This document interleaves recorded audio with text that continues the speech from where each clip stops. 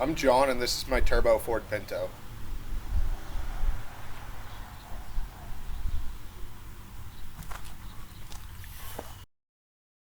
I got the motor from a 1985 Mercor. It has a T5 5-speed out of a Thunderbird turbo coupe using a spec aluminum flywheel and a stock replacement clutch. That's all connected using an aluminum drive shaft to a Ford Explorer 8.8 rear end with 373 gears and a factory limited slip. It has 11-inch disc brakes all around with a 5-lug conversion. The engine is controlled by a Megasquirt 2 ECU, and I'm using a tablet instead of traditional gauges. I should probably do a whole video explaining how great these new little fuse and relay boxes are.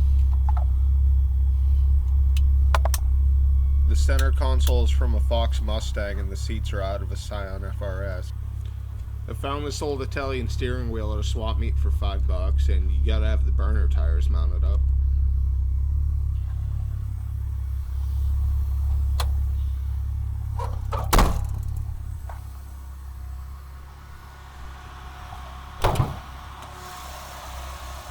I built the header out of Schedule 40 mild steel because the stock one doesn't fit in a Pinto engine bay well, and every aftermarket option available at the time was just absolute garbage. I barely managed to fit a 3-inch downpipe in there, and the rest of the exhaust is 2.5-inch all the way out.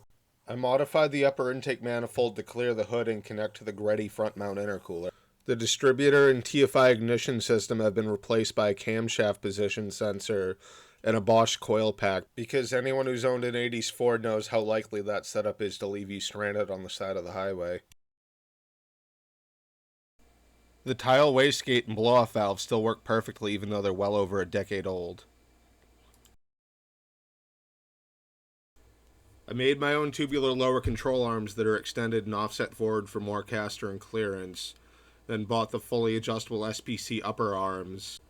I made my own coilovers using leftover Miata parts and some KYB shocks. Rear suspension is just some circle track leaf springs with KYB shocks in the front half of the springs clamped. The track width is 2.5 inches wider than stock to fill out the fenders, and the car handles way better.